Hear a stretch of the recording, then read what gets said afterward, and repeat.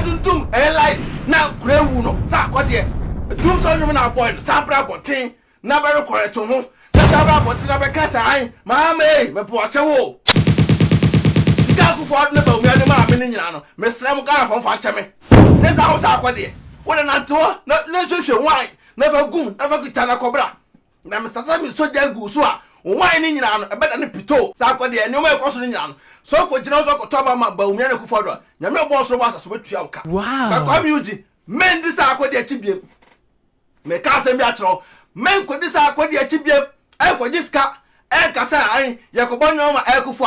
ado won wa be de ku fo ado chi ana mo hwe da lumba ko bo na do ye wi na o ai o wi ano so bo na nawu ye mu ana lumba ene lumba wai Kuami Eugene and the Rasta man se say the update about te kire say abranten se say the or recover and ho ye Kuami Eugene nyangopon ena adi wan fofie Kuami Eugene me ka kire say ene a wotiwoi fasu enyansa Sarkodie e minipa but this time around Sarkodie no mercy for the cripple what you say Sarkodie me ka say me da kire say sa tam na ma te so a kobo e dum so no akufo do ba ya uba bo e na to aso ai form for na no Sarkodie won ni o ma na Ghana ekom e ho tema general hospital hospital kese a e wo tema no Sarkodie on the way ankura ewu estati enya no estati enya ne ubo nyum bitwam be 7 to 8 years ago enne sa nyama na e happy na Kuami Eugene won say akufo ado sa akufo ado ene baumia sika as no taxpayers money at the mount brave propaganda ema omo at the end no me because Ghana for soon edimochi kwaya for so unya accident there happy accident the sign the babia but sa accident way ejina akufo ado baumia so Kuami Eugene wa accident na konya no akufo ado baumia sika akwaje ye wo sabi okobọ happy day Sarkodie afra wo sabre monyom never ma akufo ado na akufo ado kwagina ho na ba ulaya ajati kese akwagina ho na omosa won ne Kuami Eugene wo yali ye sabi o ukonya accident ya wa yali ayesi an hospital by na ada Kuami Eugene hospital by enesi a woda akufo ado ba umia hospital by no musi ya wo yetumdi koto wo John Dramani Mahama na musala mo kanedi mbondi mbone no enye sabi hospital na John Dramani Mahama aye na standard etisa brochra de kakra bi no na wo Kuami Eugene watu akodam Mahama sabi no hospital na wo si ye no na standard etisa brochra de no na Kuami Eugene wakodam atiama aye sabi o to empamienu empamienu no so girlfriend na ba akoda so krompo dia nobody knows but nay what when ahudene na obetra bonten na wo show say Kuami Eugene the Rasta me ho ye na me ho ye eye good ye nyina de ye pere no because onyum ye de ubonyum kama ba Kuami Eugene men di Sarkodie chibiem me ka se mi atro men ko di Sarkodie chibiem e ko jiska e kasa an ye ko bonyum ma e kufu ado won wa be de kufu ado chi na mo hwe da lumba ko bo na do ye wi na o ai o wi ano so bo na nawu ye mu ana lumba ene lumba wai ubati lumba nyuma otames no nko a tama okodi akufo ado chi no sa nyum no kwa ne yete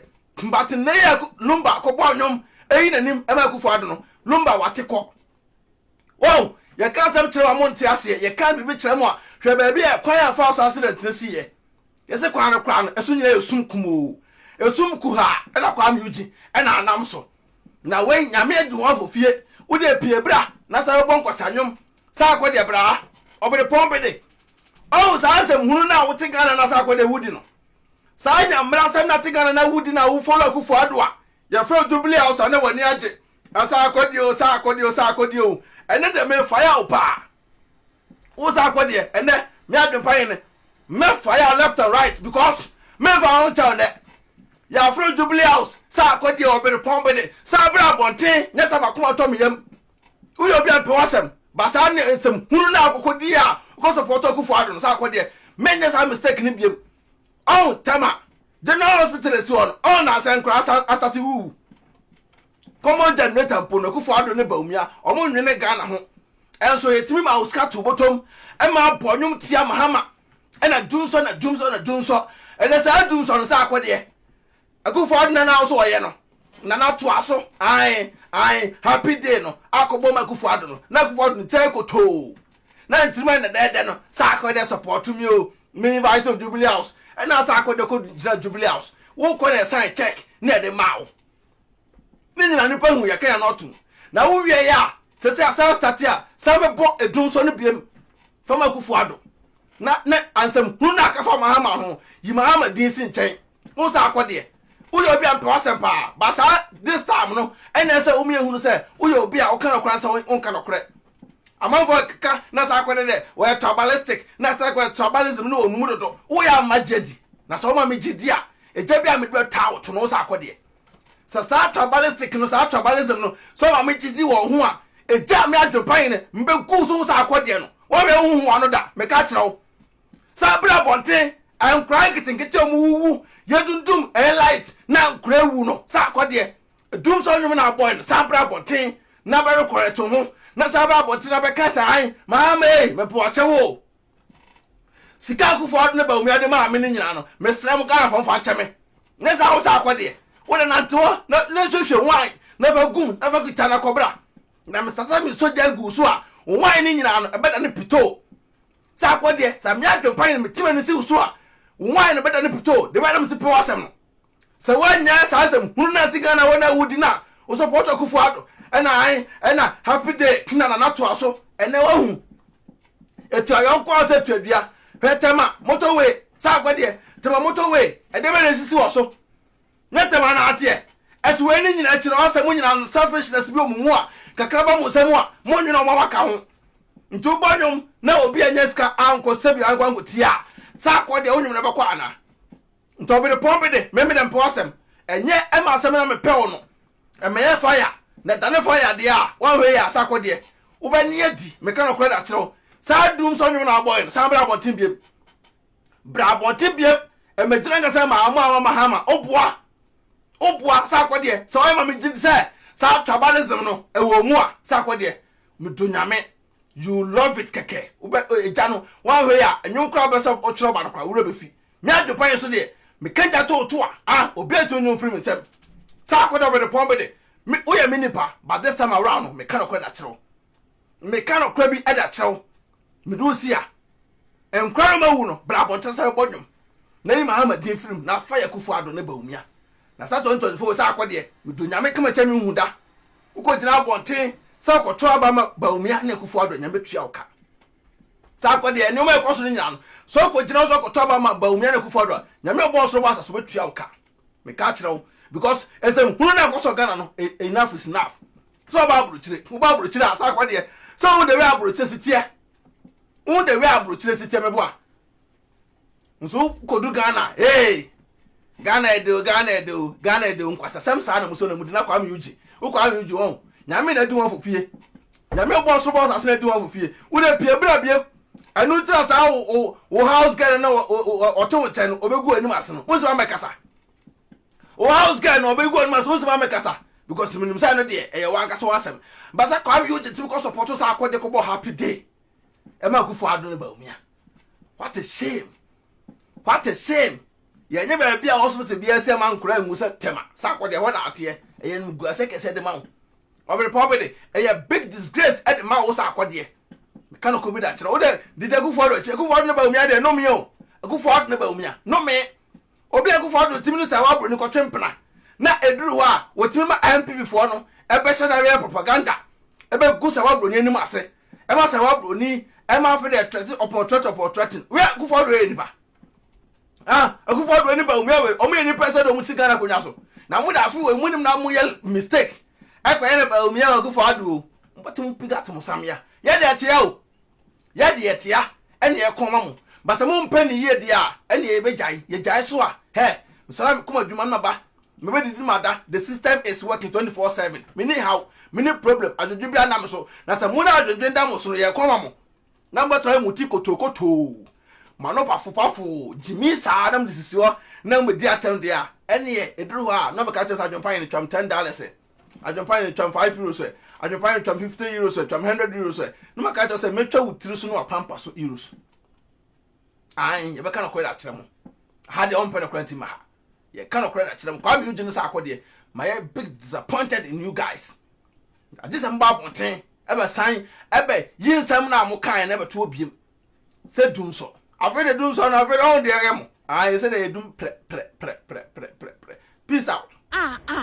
it's papa me dia bremo pass mun sit down come mama mo sit down fun we si ho no ma bubu dan we man you cement papa cement fun na mo de see me dan e ma me na bubu ni na se me si ni foforo oh me say so baby me kire mo no ai Mr. Musment na make na say mo de yo because man to sa jeta cement na and the cement bia no Ghana e papa Mr. Munju sa jeta cement no because I know any cement me medi ho dance here na won mu sisi da edan so bu ni nyina gu so wan to jeta cement wo da no si ache 5 years we bu agu ase ni nyina abesai antimati untu da monko jeta why so na monko cement ni binto why okay me da ase akwa we me say cement fo pa no ko to di si edan no jeta na say ye yusu e no na wo so Ghana for di mawu se say wo mo boka 2 times so ai cement papa ben na menya metimi dia e da esi dan ya de yankopo dan so bubu bi wo ha gu na make is that man for dan pay bubu no sister boko there na me adumo bra me se maye hye odan me cement o and to come mo ye bu mo dan gu no ho bi sister dan phone pra man photo 24 e si dan man phone me cement atompa che onim bia na say bu man for dan gu me dan no awu na wo dan na si ano me twa me kan o me use cement phone na di si dan na mabubu me ha ho detachment untie detachment ore Ibrahim cement na ba na man for pugu so no say they said the whole Africa enya Ghana nko the whole Africa so what ya brochire na op down pass with cement detachment sister detachment na make for that man to me sraw kona ko bi to enya mi tumika na ko na ko a okbo edi adwenopa hene ubo adwenopa hene TV and beke TV obonya discount e wo detachment me sraw sister tumika se sia sister enya me that pass what count for detachment we dey nurse because adepa na ton ho adepa na ton tim so detachment dey number 1 timpa ato tumika na ko tobi na kwa ma remfidi na adwenopa hene what you say sai pepe nto Ibrahim cement the sister it's the best Odo, mi kokro ma ba o. Na mpato ko edo he ma. Mi wo fa bie mo se me send ni ska wo Ghana. Ma me na so wo fa send ni ska ni kwa so kokro. Na ma ye ne dey. Tina fi na send there. E kwa bet na me tina. Me announce tap nka. Dia. Tap send. Na no so ye dia. Apo aba obi ata no dugu ne phone so. Na wo dey register the send ska kofi. Ayente na hwe. Sir. Na wo kwa bo ko trace ka extra. Ma me sraw. Me kan for tap send amount. So you so iPhone and also betam no app store no download the go phone so Android phone so no Google Play no download the go phone so me srew and I was send so me srew o first transaction be no we so wo hia promo code no so ba adwempan ne e da go yes ntimpacho wo bogu ma wo Europe ko da wo benya 5 euros free before the some party for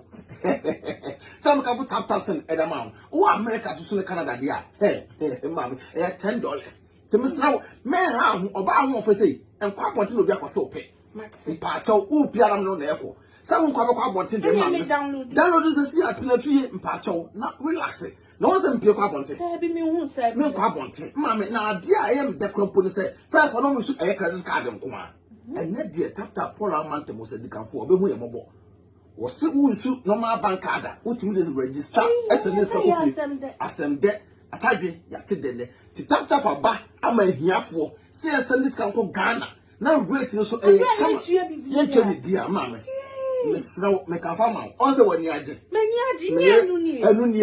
me ro ye bad power and tentem ti me sraw promo code bogum na ho hia me adempine ai na 5 euros free no more Canada so ni US so so benya $10 say your day me ade for the uni se me ai na tap ya kama tap send abusia rate mo hene auntie si na from you hello auntie si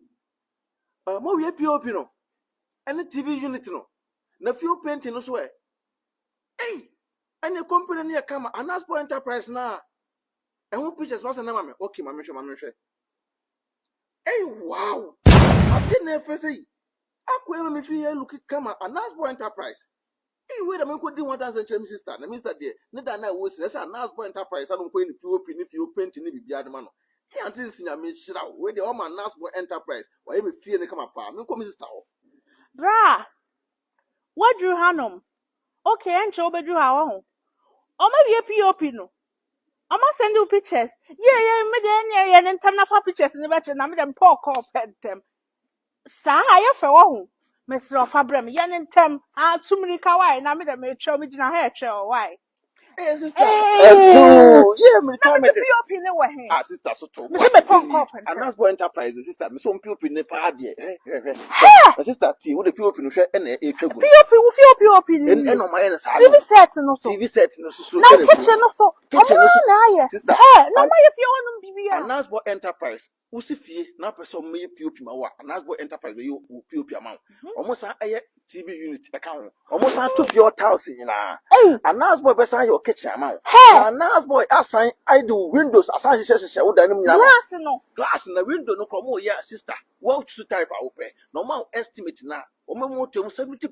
Yeah so sika nya we de o number ne go screen so etwagu no omo number ne gu so etwagu ni timesra Anaspo Enterprise and once obechira omo say adwempa ti be na say be POPs di omo ya POPs looking con POP looking con na ni ade de wom Anaspo Enterprise o charge wi a ono na kofa na neoma efiri baabi abuchire e de ba Ghana. Wow. Na omo sa no afo na go PO ami hwe ni POPs we na sister mesra wo dan na wusi no Mr. Onye mistake for come Anaspo Enterprise. Baby, show mo sana ko kitchen, TV set, bibia, wow, POPs, large system ni bibia. O me san after glass bibia ma. Na windows BF. Sister Anaspo Enterprise there, Mr. Omo ye King Kong. Dream ka na me ba be ka kire no. Mr. Mama ye na me de. Na kona ko from the ofa edima ref. I was a Becky. When you discount come. Oh, Anaspo Enterprise. Omo ye King Kong. Sister na ko be me say. Ranka me ba wo. Asema to me. Me say ma busuafo afre me enyo ya ka kire me say. Me dan na me boss 1 month ago no. Enyunugu. Awu dan na wusi ne Ghana no. Me say enyunu. And I said one for company papa. Company be na ko for sister. Ade wanted Destiny Roofing and Steel Trusses anchor. Destiny Roofing and Steel Trusses omo Ghana. Sister e ban down so border number 1. And omo sign e border so a 30 years warranty. 30 years. Now when can unique Destiny Roofing and Steel Trusses come na esa ko pass aboss amawo. And at omo be border no so a omo free estimate. Free estimate. And omo dan so omo boss so e ma wo say kimwa omo yusu nade. Sister, and omo say yusu nua. Enua no omo say send a drum and say pika empro. And can come pull Roma and project. No, what I brought you and I walk off a carpenter, ni be or say and quite check about Dasso. Wabra Destiny Roofing and Steel Trusses, sister, Mr. Udru a class a pet. Uko a cancer pocriase. I'm a mole Canada Johnson. A crapocracy, ya. I'm a mole Canada Johnson. Udru was super Destiny Roofing and Steel Trusses, sister. Or Matuka, a free estimated amount. Or be a table richly. And I go for carpenter no search, sister, Mr. Make for the amount until we didn't harm cry. Owo so aboka enyashi but Destiny ebe je wonkwa Destiny ebe mo bibia to okwa wo se opese obuje estimator wo beto ntedi ne eya Adrepan TV na se Beki TV obo se di we kire mo sister o meto mo ase ahwo kama na obi a wo table kire aboka asida and I won't go for Destiny Roofing and Steel Trusses e more than so sister me kan for the amount e ha okra yes omo number e na go screen so no omo email address na go screen so e twagu no so atese omo board down so am 30 years warranty 30 years be wo na we na nti wo ha mo sa sister Mr. on board down so ma wa on e che kula one to fire more than krompo na oda obeda e no mo down so mbo so a enso to enye teta o on board down so ma da bi on board down so omo be so wa abrochire Destiny na tidin omo be so wa abrochire to on board down so wa wo dem fu enye teta ti makanfo da ma nti we dem srew obetimi no ankasa akonnect straight abusuafo bi ani for one na bi ani sa pepe nti mekanfo aye de edama to we pa de for mo number no so na ese etwagu no email address na ese etwagu no nti sister abusua Destiny Roofing Sheet and Trusses Omo ba magana for. Adwem pahene otwa supre kwabrafo waye kwa bibrim han bafo otwa burumu wode putupuriye buraburu ma mansan wo fufuo tum